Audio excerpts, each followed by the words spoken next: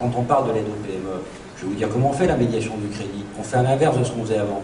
Avant, le banquier instruisait le dossier et ensuite il demandait aux EO si les EO voulaient bien en prendre une partie en risque. Aujourd'hui, François, qu'est-ce qu'on fait en réalité?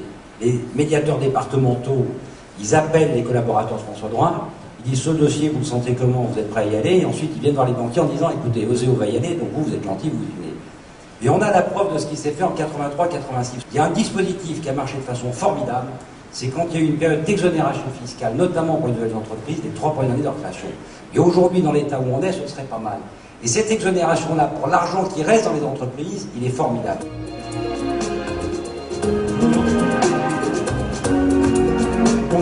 Bonjour à toutes et tous. Donc la deuxième séquence de cet après-midi est donc intitulée « Restaurer la confiance ».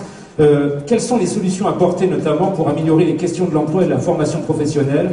On est là au cœur des réalités concernant le capital humain, dont jamais sans doute l'importance n'a été plus grande que dans la conjoncture pour le moins tendue que nous connaissons.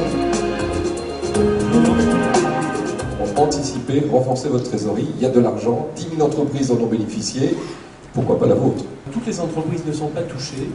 Et il faut profiter des opportunités que la crise peut offrir à ceux qui se portent finalement mieux que les autres. Plus les entreprises exportent, meilleures elles sont, donc que ce soit par des aides publiques ou privées, il faut les aider. On a tous les instruments qui sont à vos dispositions, il faut juste qu'ils apprennent à jouer en concert.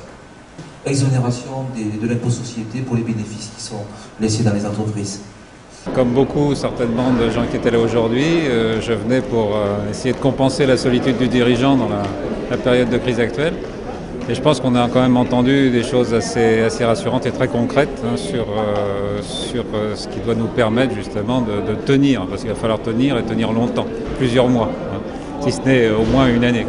Nous, ce que nous souhaitons au niveau de la CGPME, c'est que les petites entreprises bénéficient d'un réajustement par rapport aux grandes entreprises, puisque toutes les aides ont été ciblées principalement vers le secteur bancaire et vers les grandes entreprises de l'automobile. Et hélas, il est difficile d'en faire bénéficier les PME. Donc ça, c'était important. Tout ce qui va dans le sens de l'accompagnement et de l'allègement de nos difficultés de trésorerie, bien sûr, ça nous permet encore une fois non pas de voir la sortie de crise, mais de tenir, de tenir bon pendant cette période difficile. Donc oui, bien sûr, ce sont des mesures qui nous réconfortent et qui nous permettent de passer ce cap difficile. Par rapport à la réponse de François Fillon, il y a des choses qui sont positives. En revanche, on demande à voir, puisque au bout d'un moment, il y a les budgets qui sont contraignants, et donc nous souhaitons fortement que la taxe professionnelle ne termine pas par un nouvel impôt et que la prise en compte des contraintes écologiques ne termine pas elle-même aussi par un nouvel impôt.